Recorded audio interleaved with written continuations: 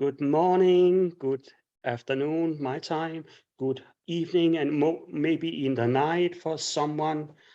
And welcome to this third time with Miffy. Just like last week, I've been looking so forward to welcoming her and hear about mandalas today. I've learned a lot about water balls and changed some of my daily practice as well.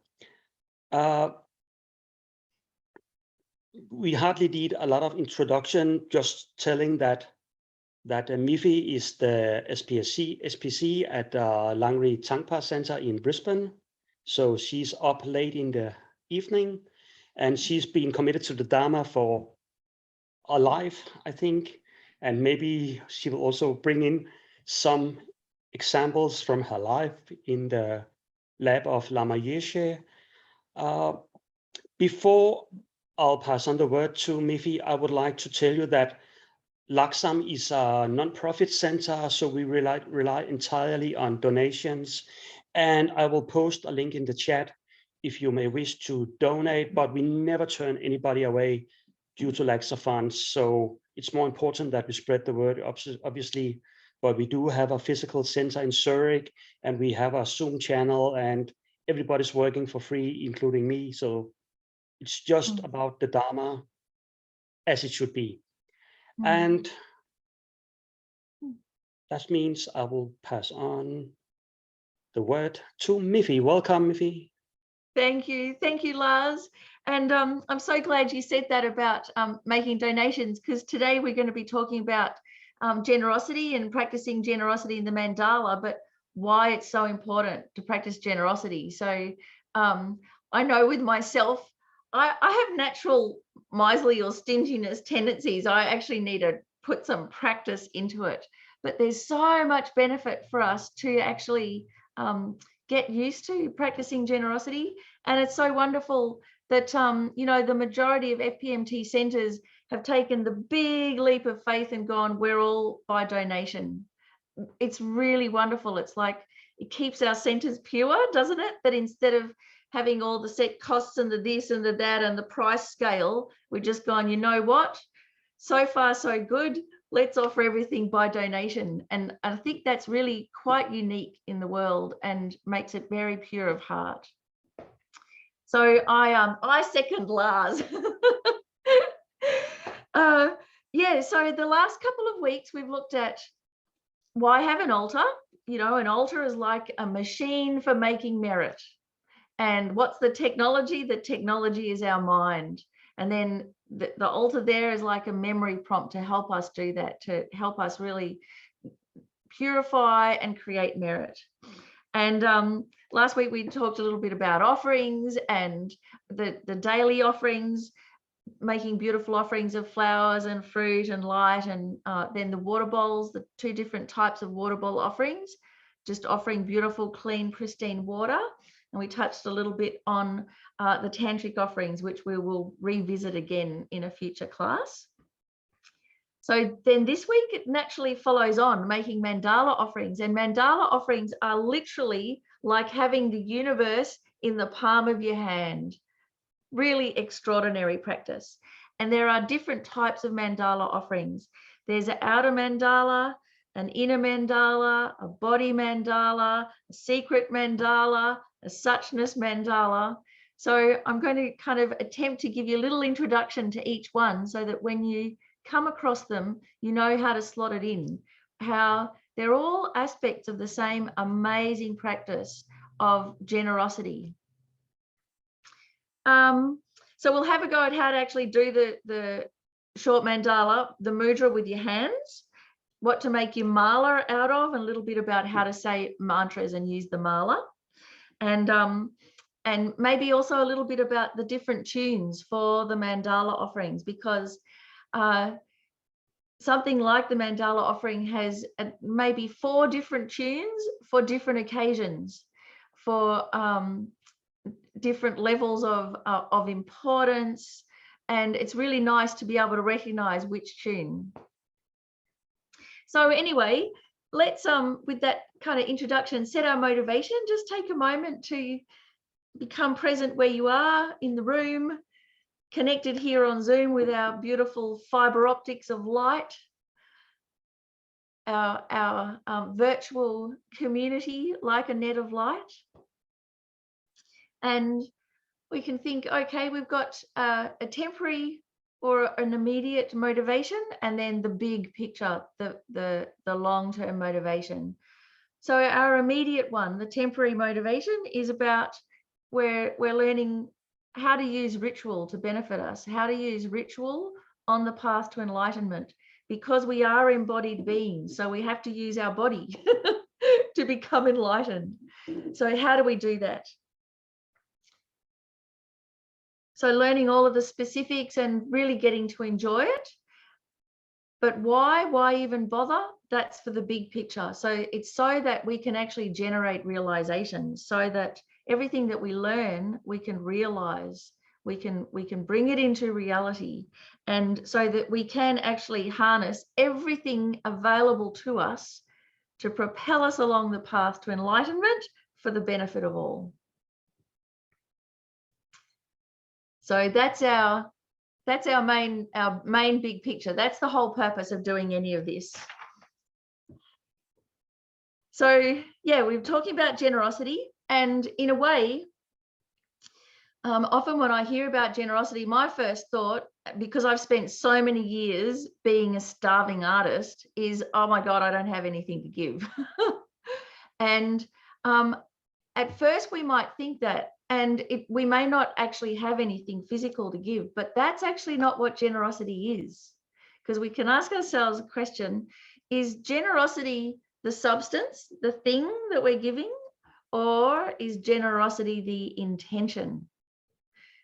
They're two quite distinct things.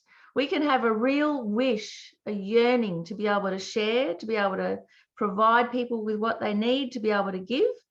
But we may not have very much physically that we can give. But those two things are quite different. And often, because all of our attention goes outwards all the time, we think, oh, I've got nothing to give, so I can't be generous. And so we shut it down and we stop the intention, we stop the aspiration, because we think, oh, I don't have anything physical, then it's not going to work. So actually, the other question we can ask is, do we lose anything? Do we have any less when we give things away? What about, do we lose anything when we imagine giving things away? So yeah, sure, we might actually share our dinner and then we have less food in the house, but we've gained on some other way, haven't we? We've gained by creating community, by supporting our friends, probably by having a really nice time together. So it's not a complete loss. But actually, if we imagine giving things away, we don't lose anything at all. In fact, it's just we're creating more and more in our mind. So we can actually have an aspiration and a practice of huge, enormous generosity without needing anything physical, without having to be rich, without having any stuff. We don't have to set any limits, because that's just a limit in our mind.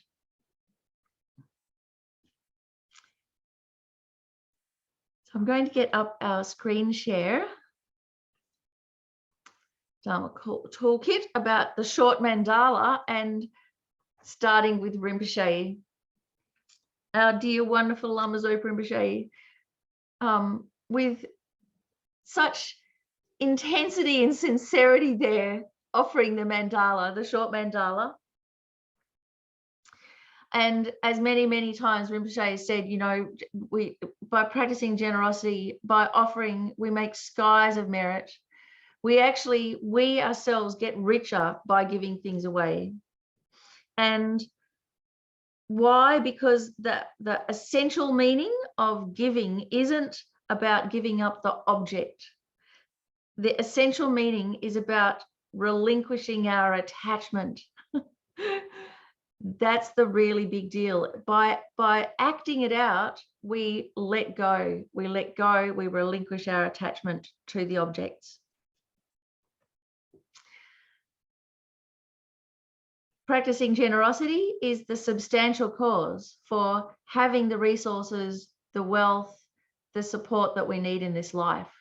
So if we don't have the substantial cause, doesn't matter how much effort we put into business or anything, everything's going to go pear-shaped. People will steal our stuff. It won't actually work.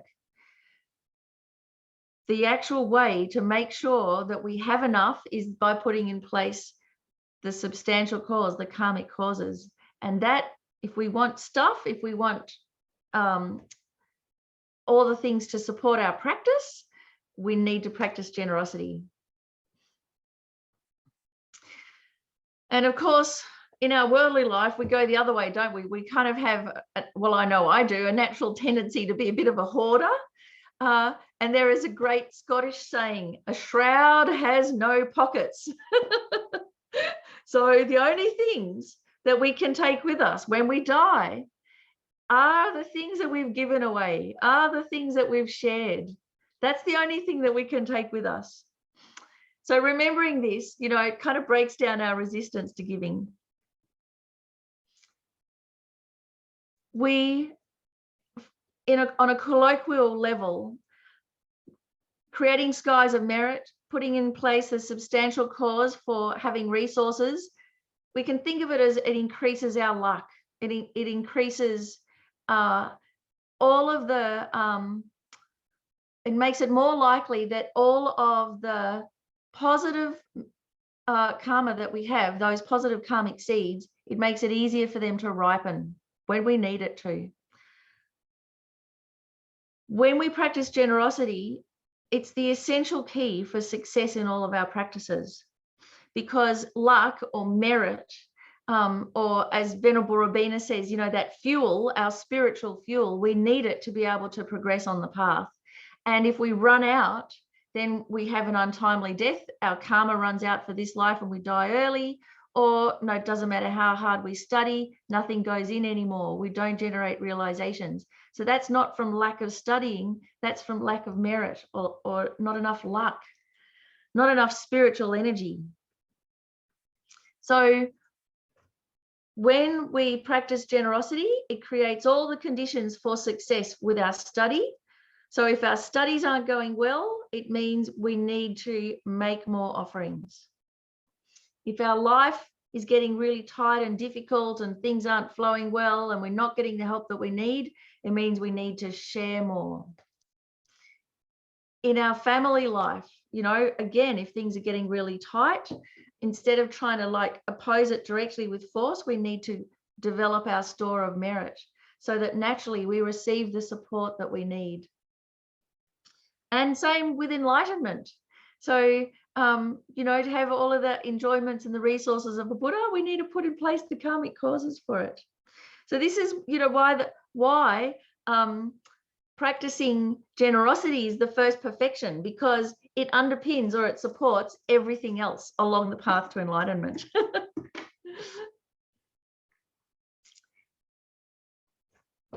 So when we're making mandala offerings, there's two things to remember. One is what's the benefit? What's the purpose? Why are we doing it? And it's got to be a lot more than just for a worldly concern. Oh, you know, great. Maybe if I practice a mandala offering, I'll get more money or I'll be able to buy more stuff. No. It's not for more stuff. It's for freedom.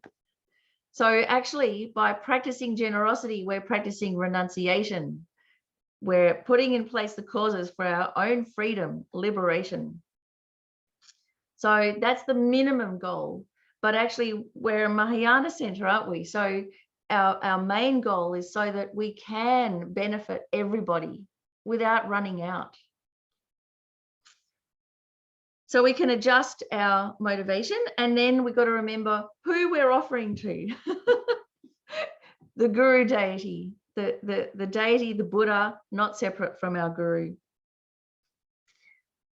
So often a mandala offering is called extracting the essence. Why we make a mandala offering in particular? Extracting the essence. What are we extracting the essence of? The essence of this life. We're really taking the essence of this life.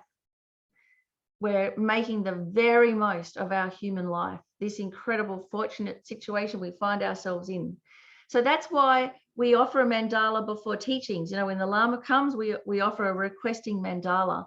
So that's so that we can extract the essence of the teachings from all the way from here all the way to enlightenment. So let's have a look at the short mandala. You'll see Rinpoche's hands here. They're very they're relaxed. They're quite enclosed. It's almost like he's gently holding it like a lotus there in his hands. And it's nice to see how it's done with the fingers. This next image that I have, a little bit more open fingers so you can see what's happening. So this is from if we're looking at somebody doing the mandala offering. And this Mandala Mudra is the mudra of the 7-heap mandala offering. So the 7, which is Mount Meru in the middle, and that's represented by these 2 fingers here. Mount Meru, the metaphorical center of the universe. And then you've got the 4 continents. And so they are represented by, where are we? The thumbs here and the pointers. And then you have the sun and the moon, and they're just floating around in space on either side. And the mala, you'll notice, is draped around the inner layer and the outer layer of the fingers. And the mala represents the all of the rings of mountains, the protection. And that's because the mala that we say our mantras on, that's our protection. That's our mind protection. So that's why the mala is there. It symbolizes the Vajra fence.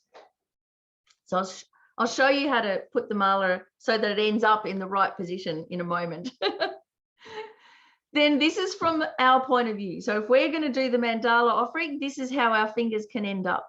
But also remember Rinpoche's hands, they were very relaxed. So please don't tighten or stress or make your hands all, you know, sore and tight. It's about actually relaxing your hands first. With a mandala offering, you don't need an initiation. Everybody can do mandala offerings. You could even do mandala offerings even if you're not a Buddhist. You know, it's a practice of generosity, and it's what we bring to it. So when we put our hands in this mudra of the mandala, you don't have to panic because we have the entire 4-line verse in Tibetan to get our fingers in the right place. As long as they're in the right place by the end of the verse, it's okay. So you can really, really take your time. And then in the end, so you can see the thumbs here, these 2 thumbs, and then the pointers, they're the 4 continents. These little inside ones, the little fingers, and these 2 here, they're the 8 subcontinents. So you can actually add them in if you want. And then Mount Meru here in the middle. So I'm going to stop the share, and those of you who've never done a mandala offering with the mudra, now's your chance. So the way to put your hands is to relax your hands. That's the first thing. Us Westerners, we need to be reminded to relax. And then you just put all your fingers back to back, nice and relaxed. And then you cross over your little fingers and hold them down with your thumbs, nice and relaxed. Then you cross over your long fingers and hold them down with your pointers. And what's left in the middle are your 2 ring fingers sticking up there. And then you kind of hold it at your heart area.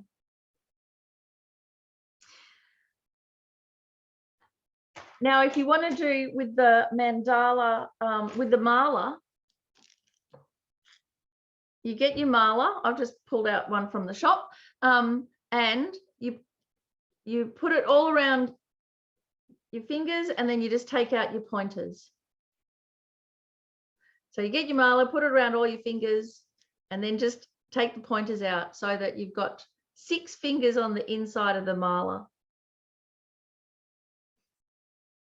And then you do the same thing. You cross over your little fingers, hold them with your thumbs. Cross over your long fingers, hold them with your pointers. What's left is the ring fingers in the middle, and voila, there is your mala all around the inside of the fingers. So that's your Vajra fence right there. So here it is. We've got the universe right there in the palm of our hand that we're offering. So what happens if you practice this and you feel it at your heart, it's like a life hack. It makes it so easy to focus, to remember what you're doing, and to, in your mind's eye, actually be offering a whole universe. So then you've got the whole prayer to get your fingers into the right position.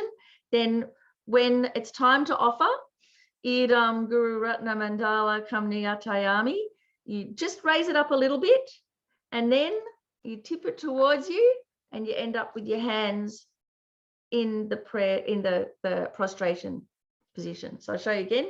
You have your fingers like this, you offer, then you tip towards you, let go of the fingers, and end up like in the prayer or prostration. So before we go on, any questions about this? How are we? How did we go? Anyone tangled? You're confident? Oh yes, Jill, tell me. Just a quick question. In your picture of the hands, does it matter which way your little fingers cross? Because mine only seem to want to go one way. Go the way that they naturally do. Okay. From how we've all been taught, it seems that your right hand little finger is on the top. No. But if that's uncomfortable, then please go the way that is comfortable. And when the wonderful Geshe Zopa comes to your center, you can ask him. Thank you. Because also in a lot of the books or the photos, occasionally those pictures have been flipped. Some of our books, the mudras, for some, I don't know if at the printer, the picture's been flipped around and it can get quite confusing. So it's good to check these things. Thank you. So then, thanks a lot. Let's have a look at the four kind of different types of mandalas. So the first one that we're very used to is what we normally know as the short mandala offering. So this is actually a depiction of the whole shebang, the 37 heat mandala, but this will give us an idea because we've got Mount Meru in the middle. So that's our ring fingers. The metaphorical mountain, you know, it's bigger at the top than at the bottom. It's like an upside down pyramid. And here we've got the four continents. There's the subcontinents there, and then the sun and the moon. So the prayer, this ground anointed with perfume, strewn with flowers. So the ground, the lapis lazuli ground, beautiful to walk on. Your feet never get sore. But it's also the Vajra ground. So anointed with perfume, strewn with flowers. It's good to have something in your hands when you're doing the Mandala Mudra so that you're not offering empty hands. So putting your mala, but you could put a flower in your hands. Or sometimes I get caught out and I just take my watch off and I put my watch in my hands because we all need more time. So then adorned with Mount Meru, the four continents, the sun and the moon. That's the 7 heat mandala. I imagine it as a Buddha land and offer it. Why? May all transmigratory beings enjoy this pure land. So this mandala offering, you know, it starts off as kind of an ordinary thing and then it's transformed into a pure land. And it creates the merit to have a rebirth in a pure realm. It purifies our wrong conceptions. And in the Pure Lands, it's where nobody has any problems. But it's if we've developed our renunciation and our bodhicitta, then we've got all the time in the world to study Dharma and become enlightened. So you imagine everybody in this Pure Land just about to become enlightened. And a rainfall of flowers just continuously showering down, just spontaneously manifesting out of the air. You can also add in all of the symbols of the things that you really want, that you're craving for. and many of them. So, you know, if you want a good computer or a new laptop, then you put in skies of perfect laptops, or a new car, skies of cars that don't make any pollution.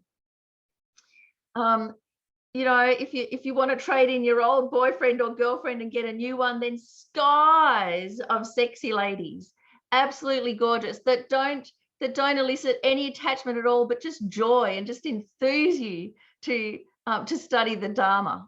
You know, or skies of perfectly behaved, intelligent, delightful children. Skies of medicines, skies of, you know, of COVID vaccines that not only protect against the outer disease, but against the inner contagion. So you add in all of those things at the top as well, especially the ones that have been playing on your mind.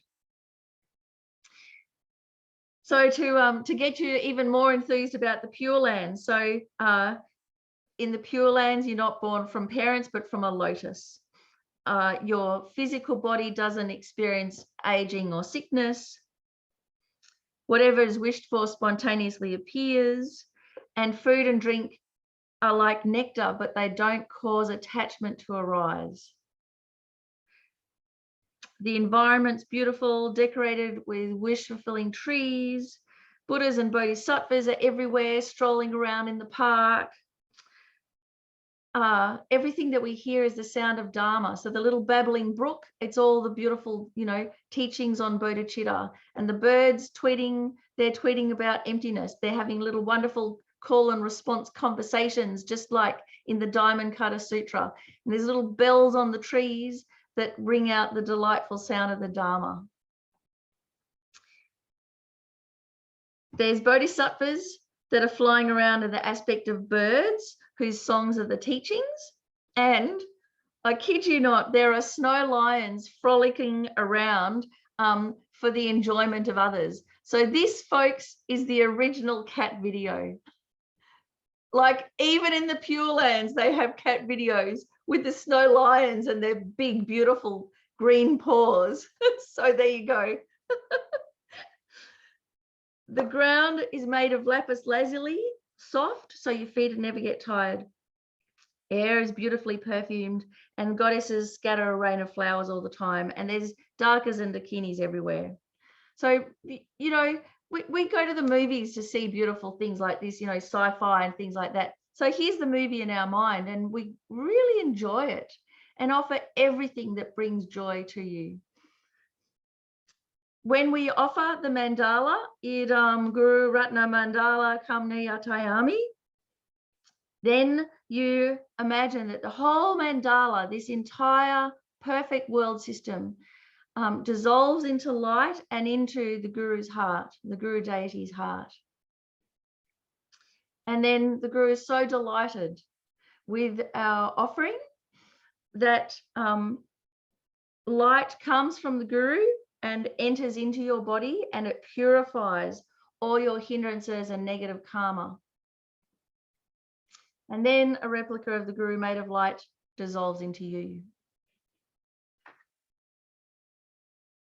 So that's the short mandala practice. It's really such a nice practice, but there's a lot more that is involved in the mandala practice. And in the Guru Puja, there are quite a few of those mandalas, and also I think in the Tara Puja there's some, and then Nyungne as well. So here are the other ones. So we're looking at the inner mandala, and there's two. One is offering the objects of the three poisonous minds, and the other is the kind of like the body mandala. So this one, offering the objects of the three poisonous minds. You might be a little shocked by this one. So this is the object of my attachment, anger, and ignorance. Namely, my friends, those I'm attached to, my enemies, those that everything and everyone that I hate and have aversion to. Strangers, those who I just disregard. My body that, you know, protecting it and looking after it caused me to create so much negativity. My resources that I cling to, without any sense of loss, I offer them all. Please accept them well and bless me to be spontaneously freed from the 3 poisons. So, you know, often we think, oh yeah, we can offer wonderful things, but we want to hold on to our toxic emotions. We want to hold on to our garbage and our emotional baggage, and we want to hide it. We don't want anyone to know about it, but we have to give that up as well. So we give that to the Guru deity because it can't harm the Guru deity. It can only harm us. So we're giving the objects that create that inner toxicity within our mind. So that's why I've put the 2 things, a garbage dump that's just disgusting. So normally that's the garbage we hold on to, our emotional garbage. And also a child, you know, so a child is usually the strongest object of attachment that will create untold negativity to protect them. So we release all of those distorted, afflictive emotions. So Lama Zopa Rinpoche says, as I have offered my body, speech, mind, and the objects of my 3 poisonous minds to my Guru, how can I ever again use them for myself? From now on, I must use them only according to his wishes. What does my Guru wish? That I become a Buddha to enlighten all sentient beings. For that to happen, I cannot use these objects to carry out the aims of my negative minds. That would be completely opposite to my Guru's wishes. I'd be misusing my Guru's possessions. So we release the toxic emotions, release the rubbish dump. All the superstitious minds, with the full knowledge, we can hand them to the Guru because it can't harm the Guru. We release all the objects of our craving. So in Lama Zopa Rinpoche's instructions, he said, not just one, but if you have a whole lot of craving, you know, for your children or your pets or for money or a girlfriend or boyfriend, imagine offering countless numbers of them, whole skies of them, so that you get to offer multiples continuously.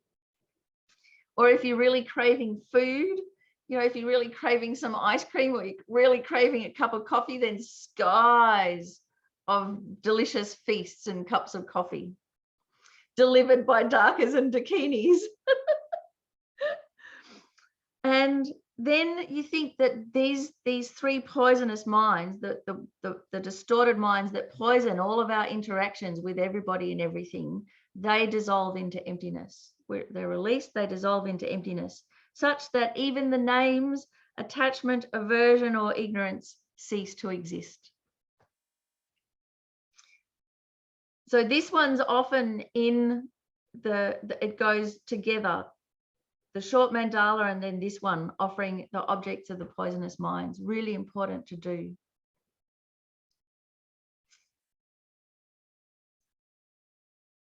Then the next one, the inner mandala or the body mandala.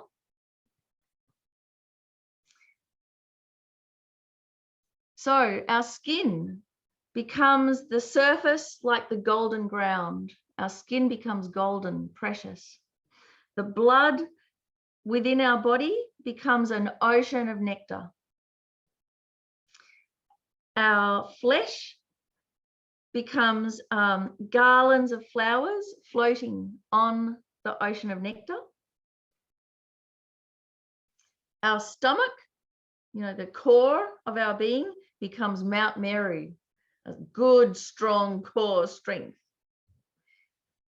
Our hands and feet become the 4 worlds, the 4 continents. And the upper parts and lower parts of our arms and legs, you know, each the 2 parts become the subcontinents.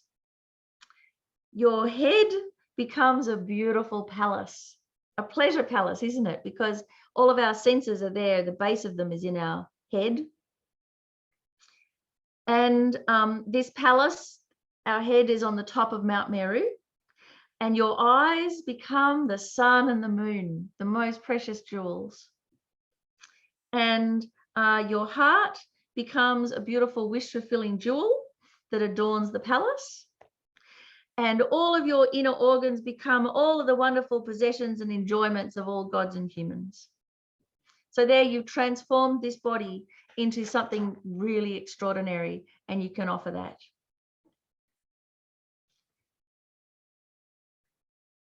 The secret mandala is where you actually manifest as a deity.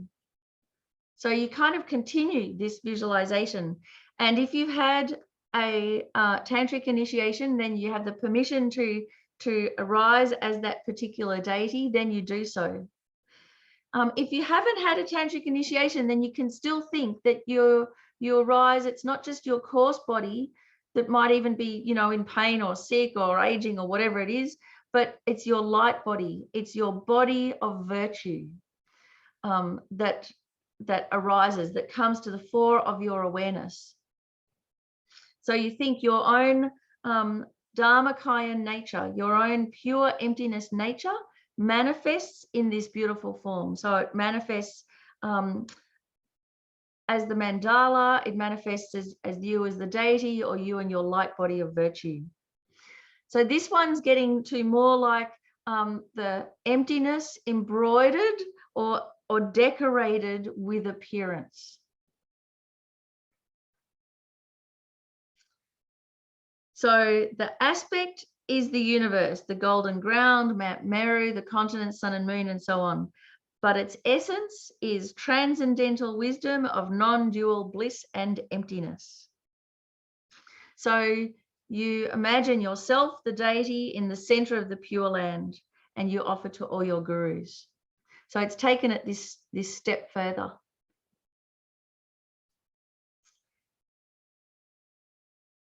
And then the Suchness Mandala is now you bring your focus to the actual emptiness aspect. So the three spheres of emptiness: oneself, the action of making the mandala offering, and who you're offering to, the guru deity. So those three spheres, subject, action, object, are in the nature of emptiness. They're one taste in emptiness. So when it comes to ultimate truth, they're in one taste of emptiness, and all merely labeled by mind. So what you're offering in the Suchness Mandala is that pure emptiness nature.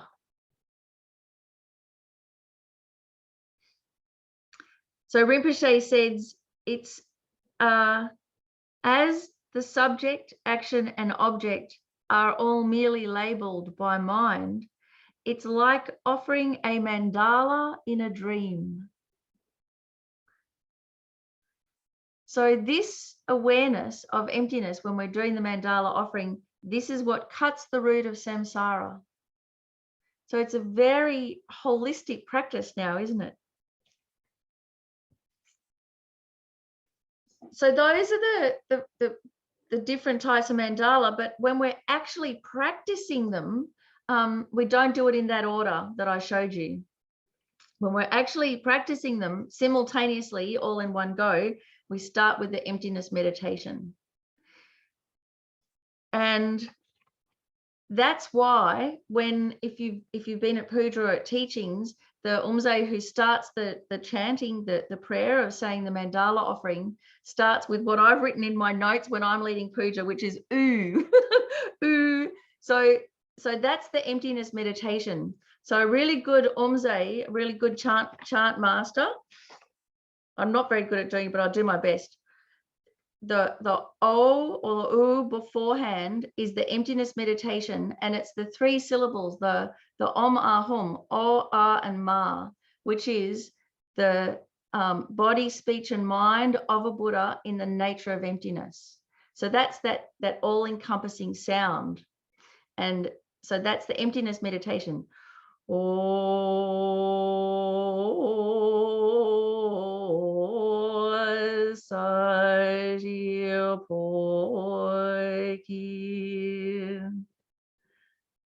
So it gets you in, right? Doesn't it? So if you can at home, if you do this emptiness meditation first, and you really try and embody it. And then from that blissful space of non-duality, you manifest as the deity, you arise as the deity. All the parts of your body become these divine offerings. Your actual physical body, it's like alchemy, transformed into all these precious substances in the nature Dharmakaya, but arising as, you know, decorations on ultimate reality. You recognize yourself as the deity, the action of offering, who you're offering to as the guru, all in one taste of emptiness, and then you just go to town on the mandala offering. You just make it as elaborate and beautiful as possible. So questions, comments? What do we have? Who would like to make? Yeah, just raise your hand, the virtual hand, or write the question in the chat. Let's go. Rosalind.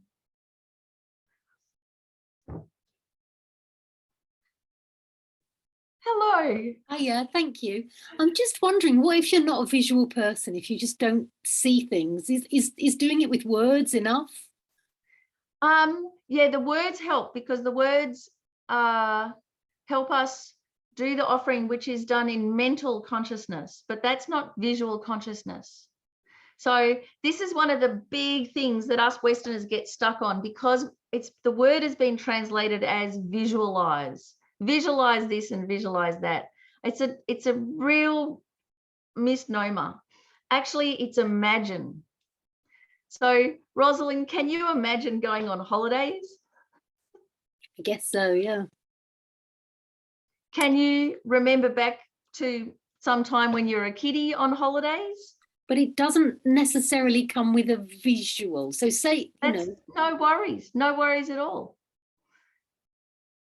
So imagination, it's not just visual. In fact, a whole lot of people on this earth are not visual at all. Exactly. But nevertheless, you can have an immersion in experience, can't you? So when you read a book and you're reading about somebody or about something, even if it's a technical manual and you're reading about something, it's all happening there in our mind, isn't it? But say you wanted to offer, say, a sky full of something, you know, a sky full of perfume maybe, or flowers, yeah, and you can't see them. Is it okay to go, imagine, you know, offering a sky full of flowers with words rather than with actually seeing a sky full of flowers? Do you know what I mean? Yeah, so the words are placeholders for the experience. So maybe you need to do some work on getting the words that will be a really good trigger for you. Right. So I used to be married to a perfumer. So he had his perfume laboratory in the basement of our house and concocted perfumes. And so I just go through and I just list all of the perfumes that I loved, you know, Fendi and Samsara and Van Cleef and Arpels and this and that. So I had a whole sky full of enormous bottles of really expensive brand name perfumes. So I started there. But actually, when we're offering perfumes, it's not the bottle of the perfume, but it's that beautiful smell. So just think of your most favorite smell. It might be the smell of sandalwood. It might be the smell of frankincense. It might be the smell of popcorn at the movies. And you know, the thing that you love, or the smell of coffee in the morning, who knows? And you offer that. So what's something that you like the smell of? So essential oils. Yes. So start there. So you have the names of the essential oils, but then what's your favorite one? Bergamot. Just this bergamot, of course. Yes. So fields of bergamot. Just imagine you're rolling around in it, and then you just offer that experience, and how it's so it's such a refreshing, cleansing experience when you smell it. So that cleansing experience is what you're offering. And it's the same with music too. So when we think, oh, music, so we look at the word music, and that is a placeholder for an experience of the kind of music that we love. And so you just in your mind, you hear that music for a moment, and then you think, oh, well, what if I had several orchestras, one floating around over in the back of the garden and one floating around in the front of the garden, and they're all darkers and dakinis, and they're all playing my favorite music. I'll offer that. So you build it up. Thank you. So then this way, all the things that you love, you get to use on the path to enlightenment. So, you know, instead of separating out what we love and then what our practice is, no. Instead of all the things that we love being objects of attachment, we can use that glorious experience of them in our practice. And it's more the experience than the actual visual of it. It's not the visual, it's the experience. Right. Yeah. So in your notes, everywhere, in your instructions on your meditation practice, everywhere where it says visualize, cross it out and write imagine or experience. Okay. Change the word, and then you'll stop getting stuck on it, because so many people do. That's really helpful. Thank you very much. Thank you for raising it, Rosalind. That's great. Jill, did you have a question? Yes, hello, thank you again. Yes, offerings, the 3 poisons, resources. It's my biggest fear, is a lack of resources. So I always have this fear, I'm not going to have enough, not going to have a roof over my head, not going to have money, not going to, you know, fear. That's right. Yep. Not having enough. How do I offer that? How can you expand on that a little bit? So you offer entire housing estates that are donated to the homeless, made of the very best equipment, with a lifetime tenancy. Oh, and you offer clouds of them. Lovely. I'd love to do that in real life. I know, that's right. So you get excited about it. So at least in imagination, you can do that. And it's a nice thought. And because we're releasing it, it's not a depressing thought of, oh, that'll never happen, or, oh, I wish I had one. It's got this really nice momentum to it. Lovely. Thank you. Thank you, Jill. So there's a question here. Can you please clarify what we can offer, what we desire, like getting rid of sicknesses and getting well? So there's the 2 things. One, it's the objects of our afflictions that we offer. So our object of aversion. So if our sickness is an object of aversion, we offer our sickness. We release it. And then getting well, something that we want, then we offer all the best possible medicines that we can imagine. You know, and often if you have to take medicines, you've got an idea that I wish it didn't have this and this and this side effect, and I wish it also did this and this and this. So then you just go to town on that and you offer all of that, and skies of them. Perfect. Good questions, everyone. Excellent, excellent. Okay, so which screen am I in? Here we are. So now the next kind of part of what I thought to lead us into is then when we put it all together at puja. So when we're at puja, and I know many of us have just been online, possibly only online for the last couple of years, or very occasionally in person, but it's been a rare event. But when we're at puja, it's like literally being in concert. It's like when we're there at the offering ceremony, we are the orchestra. And together, we're coming together to create this thing that is bigger than the sum of its parts. And we do it, we create harmony together. Just like a symphony orchestra at a concert creates harmony and brings the music of the spheres out of nothing, out of emptiness, into, manifesting as this music. So when we're at puja, we're in concert. And that's why it's so powerful, because we are actually creating harmony together, literally. And if you've ever been in a choir, or if you've been in an orchestra, or a chamber group, or whatever it is, it's such a fantastic feeling to be able to create harmony together. It's such an amazing feeling. Even if you're in a choir where everyone sings out of tune, it just doesn't matter. It's so restorative. So in a puja, you have two main people. One is called the umze, and they're the concert master, and they're like the conductor, and they lead the prayers. And then you have the Vajra master, who is the ritual master, whose job is to hold all of the rituals and the spiritual side of things. So they should have the initiation of whatever puja that they're doing. And what often happens in Dharma centers is that these two things are mixed together, and it's often, especially if it's a small center, it'll be one person and they are both the umze, the concert master, and the Vajra master. So the roles can get quite mixed up.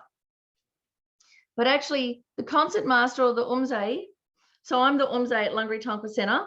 I lead the pujas. So I've got to be able to capture the tune, catch the tune, get the right one by the tail, and lead, pace the puja, try and make sure that we finish on time, adjust the length of the prayers to the gravitas of the situation, to how big or small the group is. And when it comes to the mandala, there are here's 4 different tunes. The special tune, which I will sing you, we'll all have a go doing with our hands again. The quick tune, which is what the geshis do when we've just got to run out the door and we're just going to get the prayers done really, really, really fast. There's a requesting tune and a thanksgiving tune. And when we're as a group together in puja, it's important that we follow the umze. We don't preempt the umze, because it's the umze's job to figure out what tune and get the tune started. And we have to keep an ear out to listen what tune it is that they're doing. And then the ritual master, their job is to actually represent the deity. So they arise as the deity in the puja. So if we're doing Tara Puja, Chittamani 4 Mandala Tara Puja, the ritual master is the one who's had the Chittamani Tara initiation and arises as the deity and does all of the ritual components, ringing the bell, doing the inner offering, blessing the Torma, and everything on our behalf. And that's why everybody can go to a puja. It's a big family event, because as long as there's one person, the ritual master, who has the initiation, they do all the everything on our behalf. And then we can just join in with the offerings. They've blessed the offerings, generated, blessed them, everything. Then everybody can offer. Everybody can chant the prayers. So it's really nice. It means it can become a real community event. So for the tunes, the one that I always thought was a common tune for the mandala offering is actually the special tune. But it's the one that we most often do in all of our FPMT centers. So let's have a go that while I'm singing the tune, you've got time to put your mala with your fingers, put your fingers together, collect the entire universe in your hands, ready to offer.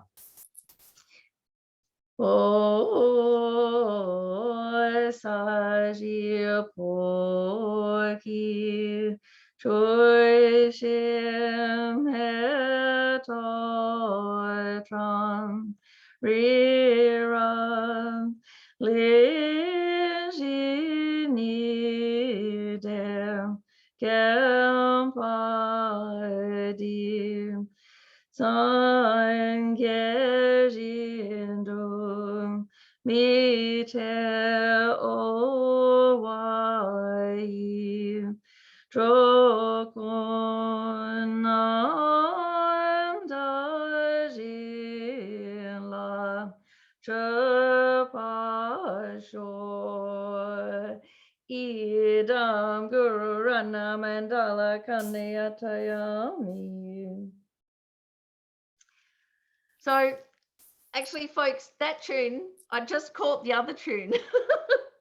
That's the requesting tune. I caught the wrong one, which can happen.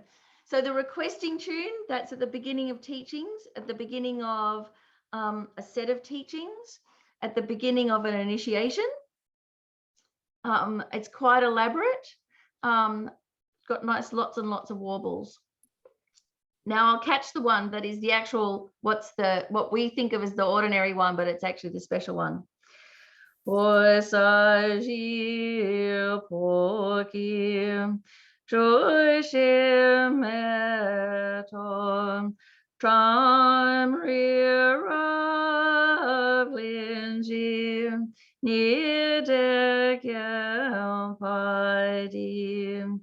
Sangye Jindum Mite Owa Yidroi. And Rinpoche says, reach up as if you're reaching up for the merit. Yidroi Namda Jin La Cho Pa Sho Idam Guru Rana Mandala Kamniatayami. So in Bendigo, Rinpoche spent, I don't know, a good couple of days teaching on just the short mandala offering of how to sing the tune. So every little bit in there means something. So this is the bit where you're bowing down, you're making up. This is the bit where you're up, reach, don't let it go yet. And then you offer. It was so amazing. He was just about levitating off his seat when he's doing it. So we too can try and mirror that in our singing. And the beauty about being online and on Zoom is that when we're at teachings, we can sing like no one's listening. So you can really use your voice. You can bless your voice by singing the mantras and the tunes. You can experiment to see, can you actually sing or not without being shy? And actually voicing these tunes and these prayers blesses the environment. So it blesses all the beings seen and unseen. It blesses all your pets, all your children's, everybody. It brings incredible positive energy to your physical environment. So especially when we're online, sing like no one's listening and just go for it. Really, really go for it with the tunes. And you'll find that your energy lifts because you're embodying it. Your whole body resonates. And you'll actually literally create some energy. When we're at a puja and we're singing together, what happens anywhere when we're singing, at a choir or anything, or also when you're playing music, is that after a while, everybody's heartbeats synchronize. It's quite extraordinary. And this is why in a puja, you might kind of feel like at the beginning, I liken it to just kind of I'm ice skating over the surface, like I can't quite penetrate what's going on. And it might be for the first 10, 20 minutes or so, and then boom, everything it's like comes into focus. And that's the moment when everybody's heartbeats have synchronized. And that's when you are as one, harmonious, in concert. And this is often what the lamas, and especially Lama Zopa Rinpoche, does before teachings, and before they've come into the room. The message will come, Rinpoche wants us to sing 21 Tara praises or recite this sutra together as a group. And so we do try and do that as a group, and everybody's all over the show. They're distracted. They're all tight about Rinpoche coming, all of this stuff, super excited, or hello, haven't seen you in ages. But then eventually the whole group does become synchronized. Our heartbeats become synchronized. We become one, focused, and then are entering into the practice. And it is at that moment that Rinpoche enters the room. So, you know, it's got all these levels to it.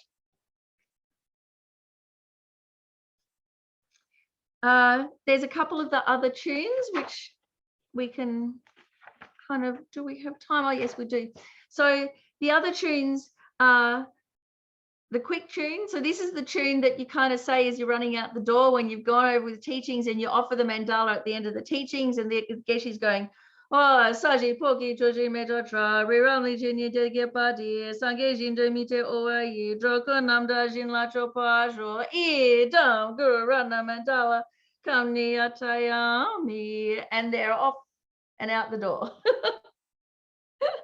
So if that happens, you may have to get your fingers into position a little bit quicker. The whole thing may be over before you just even found the page of the book where the words are. Does happen, especially if it's really intense teachings, you know, and you're on a schedule. In the Tara Puja, just so that we can learn all the different tunes, sometimes we'll do the requesting mandala tune for the first mandala, short mandala after the long one. Then we'll do the special tune for the middle two, and we'll do the Thanksgiving tune for the last mandala. And then that way we kind of become familiar, and people also get practice at following the umze, how to follow, because different umzes will lead in a different way and will choose different tunes, and also lead them in a different way. And I have found that when I was in France and they were singing the prayers, I thought they were singing in French, but they weren't. They were singing Tibetan in a French accent. And I didn't even know, because it's all some other language to me anyway. But so clearly I must sing Tibetan with a Strine accent. And you probably sing, you know, with a Swiss or a Turkish accent or whatever it is. So I think actually that's quite wonderful as well. So anyway, this is the Thanksgiving tune.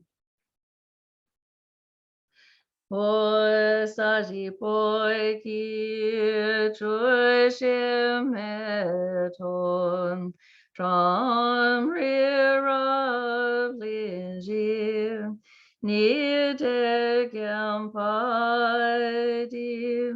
sangye jindu mi te owayi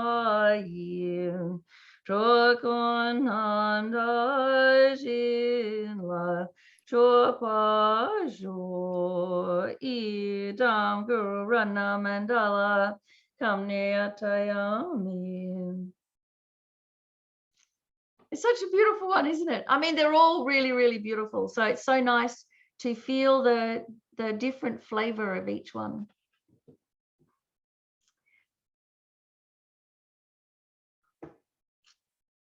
So I've said that about to know the difference between the concert master, the umze, and the ritual master, the vajra master, because when you walk into a gompa, you might wonder how come the top lama at the top of the row on the throne isn't leading the puja. How come it's a nun 3 seats down? It kind of doesn't. What hierarchy is this? So what it is that whoever's got the skill to actually lead others with their voice, they, you know, might be several seats down the hierarchy. They're the concert master, and then the vajra master, the guest of honor, the special one, they sit right up the top. When do we join in? We join in after the umze start singing. Don't start singing before they do, or you're going to be very, very embarrassed, because what if they pick a different tune? So I've got to really strengthen my concentration because we've just got this unintended tradition at Langri Tangpa Center that all of our sangha happen to be tone deaf and can't hold a tune to save themselves. So that's also why I ended up being an umze. So I've actually been there having to lead a puja where I've got someone on this side of me singing a different tune because that's the only one that they know. Someone on this side of me singing the tune that I'm singing, but at their own rhythm, because they don't like the speed I'm singing. So they're just singing at their own speed and possibly a whole half a line or a line ahead of me. And then everybody else around me just randomly like all over the show.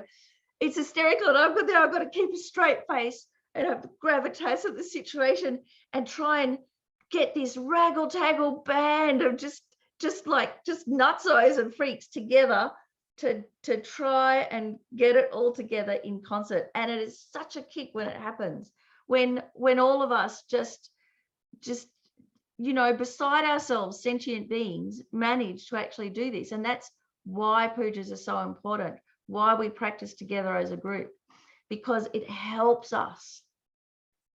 And it's also helped me personally, because now I can sing through anything.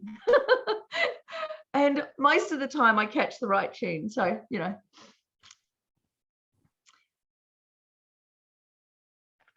So this is Kopan, our home monastery, FPMT home monastery. And so Rinpoche up here.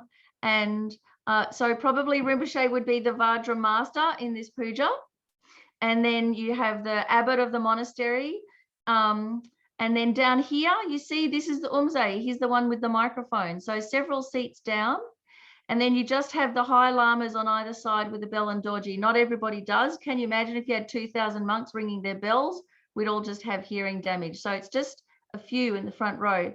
And then the Umze has like their backing band, the Umzeyettes. So they have, when they sing, they have 2 or 3 other lamas around them that also sing, that can carry the tune when the Umze has to breathe. Very important to be able to take a breath without stopping the momentum. And then Rinpoche at a different puja, so on the side there, Vajra master with all of the accoutrements of that a Vajra master has.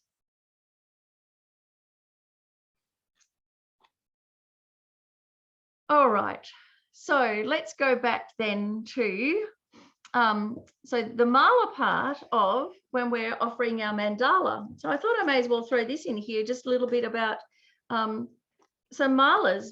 When you use a mala is to recite mantras on, or you could even recite short verses on it. So it's got to feel good in your hands. It's got to be the right size for your hands. And when we recite mantras, it's very good to have a mala so that you're combining physical, your body, speech, reciting the mantra, and mind, your concentration. When you have those 3 together, unified together, your practice becomes really powerful.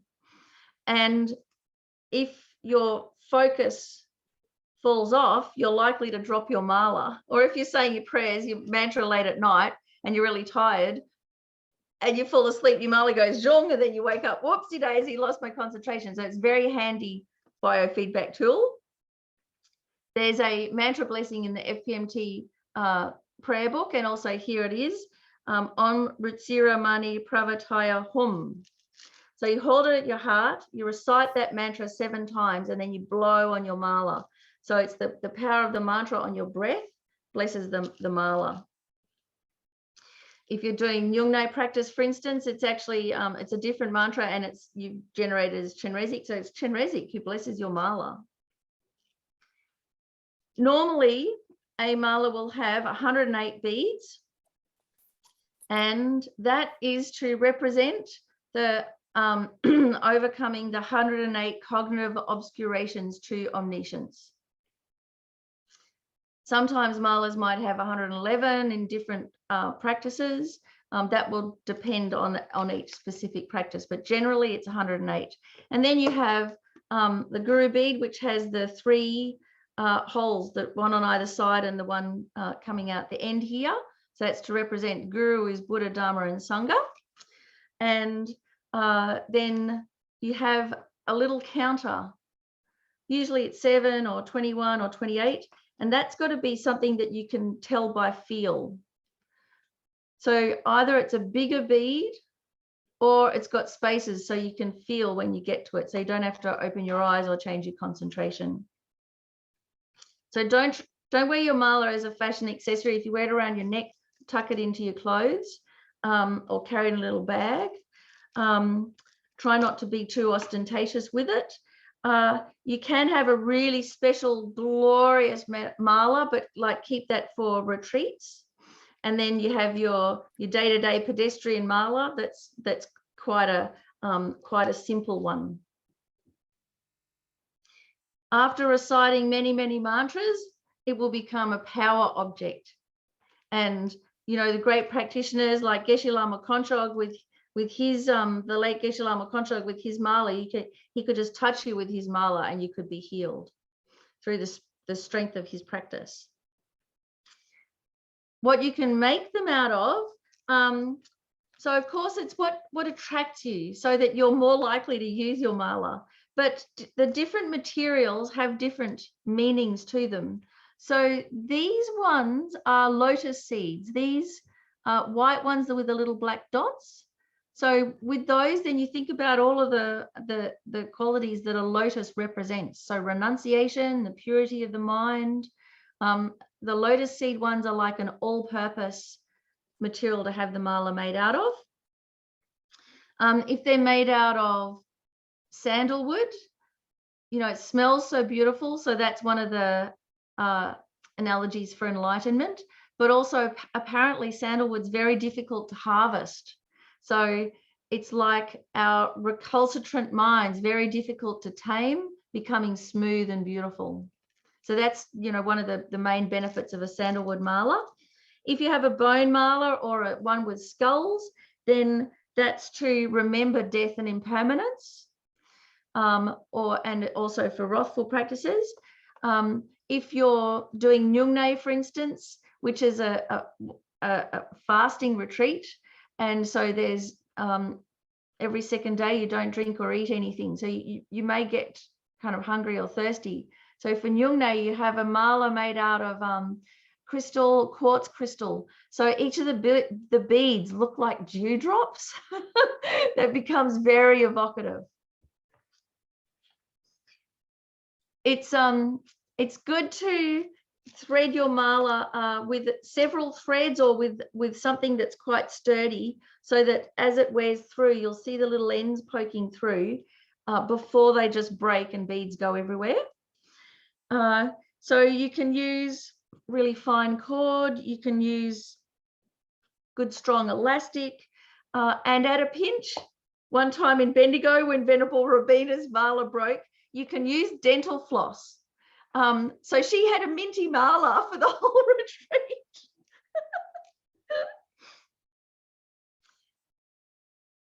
Do you have any questions about the mala, what it's made out of, or anything like that? All good? Oh, yes, Resham. Okay, so say I already have a mala, but I use the mala for, reciting different prayers. I'm a Hindu, so, that I have prayers that have been taught to me since I was a child. And then, I use the mala for that. Yeah. Can I use the same mala to do the Buddhist prayers? Because yesterday I was sitting and I was chanting one of the Buddhist mantras using the same mala. So is that okay? I'm not sure. I think you could probably go either way with that. So I would think that it's more like if you have your day-to-day mala, that you just recite all the prayers that you possibly can on it. And then if you have a particular practice, like if you have a heart practice, something that you do every day, it can be nice to have a dedicated mala for that. So I actually have a mala that's plastic, because I got it at one of the they were given out at one of the teachings with His Holiness. Everybody got fake wood plastic malas. So glorious. Okay, I've got my plastic day-to-day mala, but then I've got my quartz crystal one for the Chenrezig Nyungne practice. And so that's like my special retreat mala. So maybe go like that. But again, that's another question that you can ask the wonderful Geshe Zopa when he comes, because also maybe there could be a case to say mixing up a Hindu prayers with the Buddhist prayers might create more confusion, but it may also be really nice to try and integrate them. So it's very much going to depend on your own mind.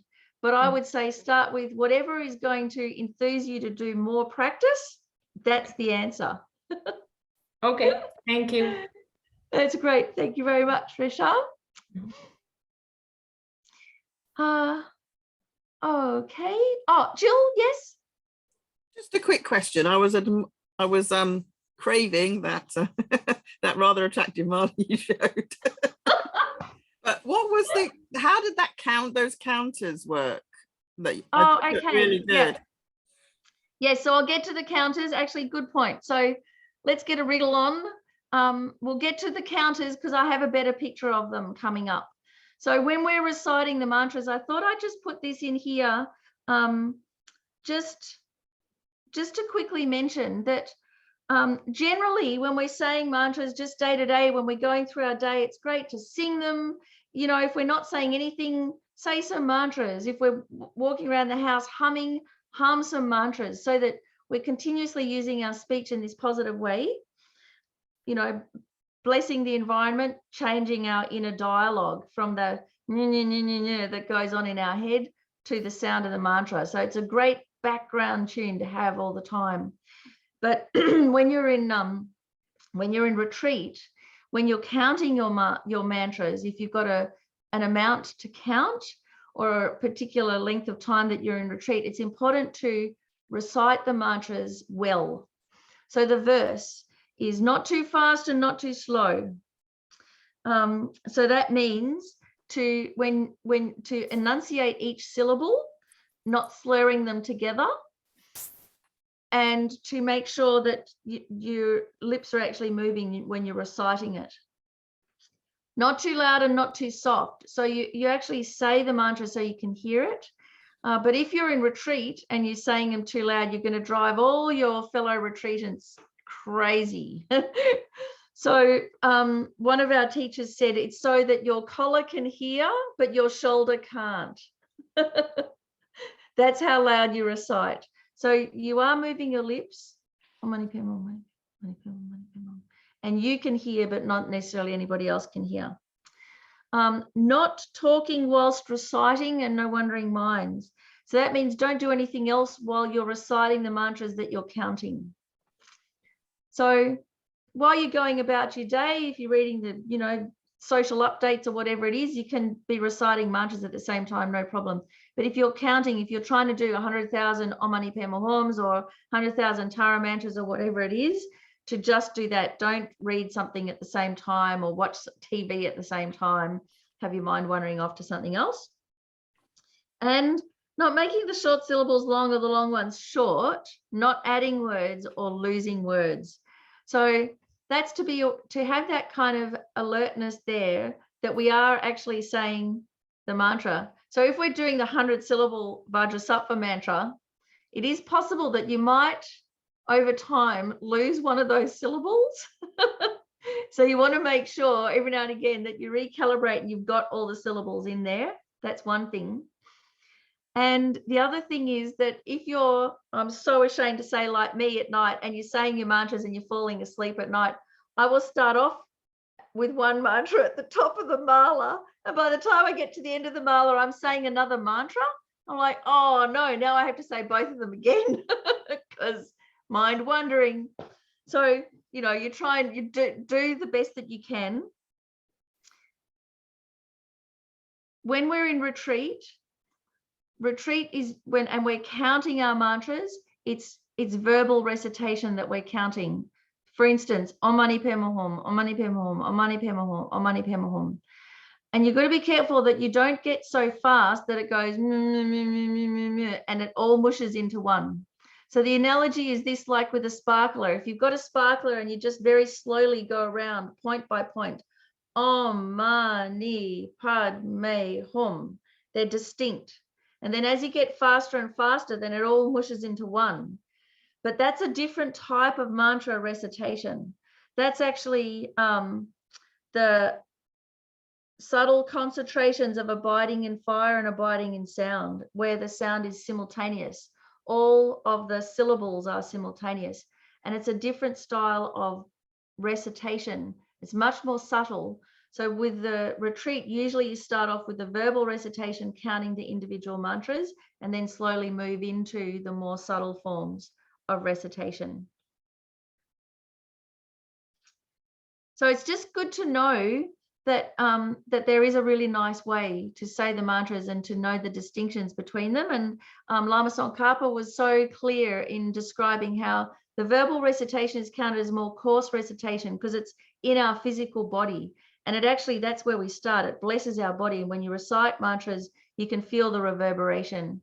And then once that gets going and it becomes more subtle, then it becomes mental recitation. And then this like simultaneous one. And then when we're counting, so here's one counter here of the lotus seed. So that's one, for instance, if you're counting prostrations, you'd have this small counter and you put it over your hand so that as you go through doing each prostration, you just move one bead and it's there in elastic and you can just pull them one by one. Another way to count your prostrations, for instance, is with, or if you're walking around saying mantras, might be with this little thumb counter that you put on your right hand. Actually, no, you put it on your left hand because this little button here is the cancel one. So it's very, very easy to just delete your whole entire count. So you actually put it on the other hand. So this is like the high technology one of how to count your mantras. But these are the counters. And sometimes they are like here's on a mala hanging on either side. It looks kind of nice, but I actually prefer to have mine just on my table. So one has a decoration of a bell, the other of a dorji, and it's like an abacus. They've got 10 little rings on each one.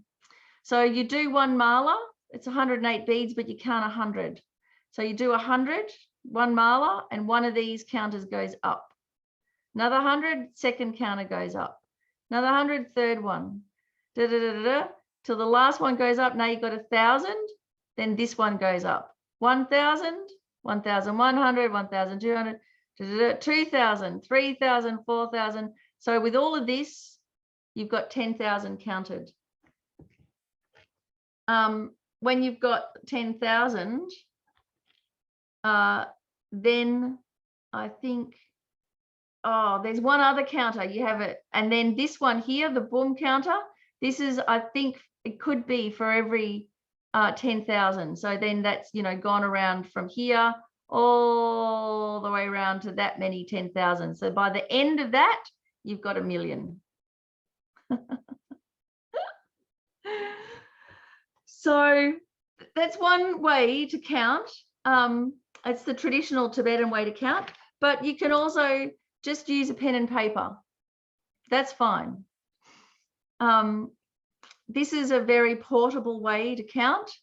I would caution you that if you are if you're on retreat, there was one retreat where someone had little rice grains, they had a little pile, and each time they did like, I don't know, however many, 100 or 1,000, they put a rice grain from that pile to that pile. And then halfway through the retreat, it's cleanup day. So everyone sweeps the gompa, everything, and they just cleaned up all the rice grains. So pen and paper, folks. Does it matter which bell or dorji? No, I'm not sure. I think as long as in your mind you know which one you start with. So possibly start with the bell, but it's just whatever. As long as you've got one delineated and then the other, just be consistent. I don't think it really matters that much. Okay, so then there's another question here. I don't have a tantric initiation, but was given a Lama Sherpa tanka. She mentioned I can offer mandalas too. Yes, that's right. So the Lama Sherpa or the Guru Puja, the merit field there, it's like everybody's there. It's the ultimate family photograph. It's like taking a photograph of the entire family tree and lineage, all the way from the start, all the way to the future. Fantastic. So then any kind of offering that you can make, you can offer. So remember that the tanka there is the reminder. That's, you're not actually offering to a picture. The picture there is a reminder for all of those enlightened beings. So you think, wow, they're all right there in front of me. and they're all very vivacious. They've got their study tables in front of them. They're having wonderful debates to and fro, cracking Dharma jokes, teasing each other, all sorts of things. And then you offer to them as if they're really there with their bodies made of light. So yes, you by all means offer to the Buddha, offer to all of the teachers, offer to everybody. Any other questions before I do my little summary? Anything else? You may have covered this already, and I apologize if I missed it, but can you talk about the hand placement and the way that you hold your fingers together, please? Yes. So we can just recap with that. So there were some pictures of it at the beginning, but you put your fingers, you relax your hands because we're making the delightful offering. And we put our fingers back to back, cross over the little fingers, hold them with your thumb. Cross over your long fingers, hold them with your pointers. And so what's left are your 2 ring fingers sticking up. And this is the entire universe in the palm of your hand. The ring fingers are Mount Meru. The pointers and the thumbs are the 4 human continents.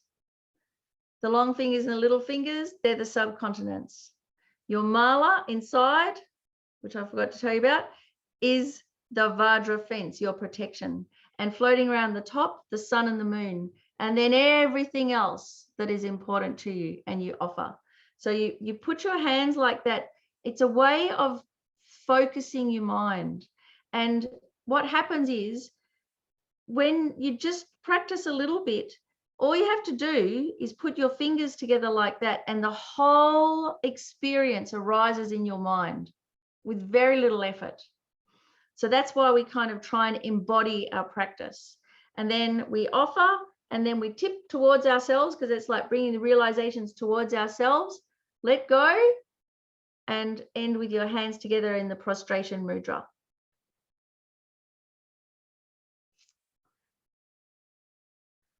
Okie dokie. So my last little, so the wrist malas for the prostrations, you're counting prostrations, little thumb drive counters, they're fantastic. These ones are a little bit like the abacus. Now, Guru Chenrezig. Chenrezig also uses a mala. If it's good enough for Chenrezig, it's good enough for us. So here's a image of, I was going to say a photo of forearm Chenrezig. Here's a photo of Chenrezig. And in his right hand here, he has the crystal mala.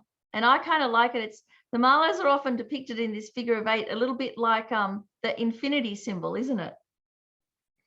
So he holds a crystal mala in his right hand. And so how a bodhisattva tells their rosary, says their mantras, their mala, is, of course, in this enlightened way. So each time Chenrezig pulls a bead along the mala, he draws a being out of suffering. He draws a sentient being out of suffering. It's like the continuous activity of Chenrezig.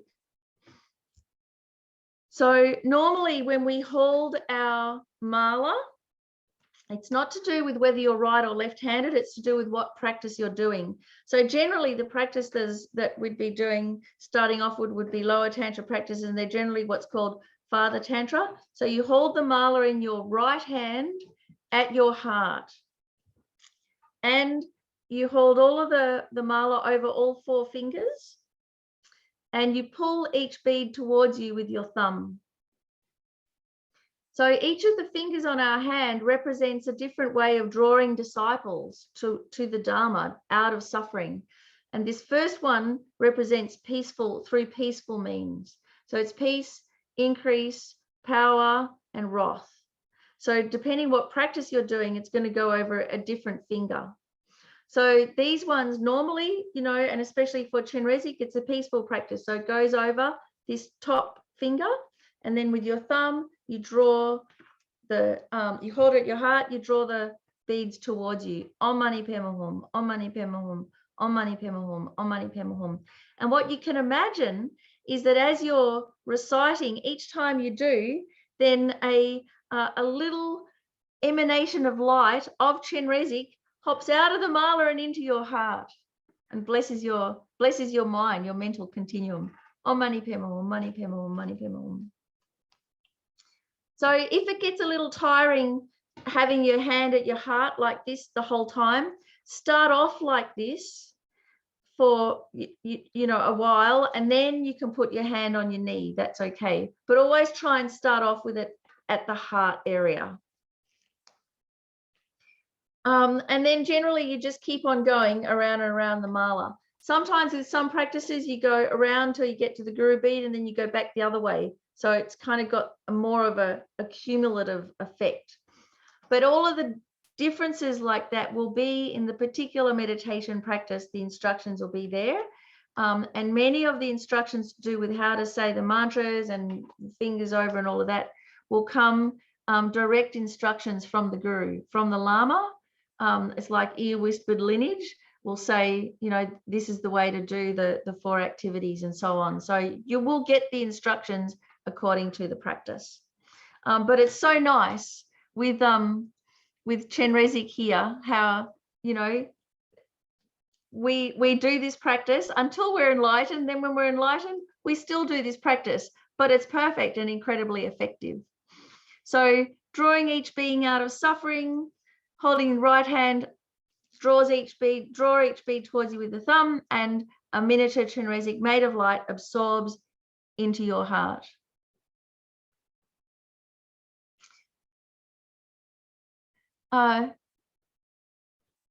Any last questions before we say a little dedication? It's okay? Yeah. Okay. Well, I hope you'll enjoy saying some mantras and find a nice mala, one that you like the feel of. And if it doesn't have any divider beads in it, then at the very least you can either restring it, or you can just tie a little ribbon around, you know, 7 and 21 and 28 if you like. Let's dedicate that by learning about mandalas, especially all the different types of the short mandala offering.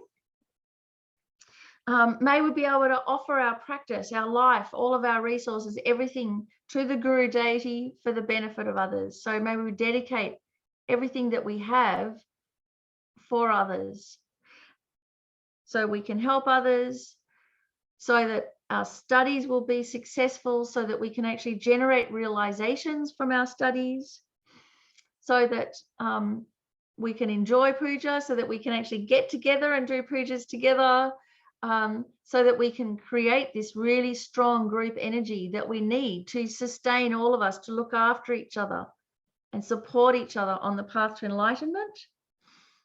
May we practice the whole practice of the mandala, you know, the outer mandala, the releasing all of the negativities, the objects of our negative frames of mind, the inner mandala, transforming our very life and body into these glorious, wondrous things, into the deity, into the pure land, all arising from the great Dharmakaya.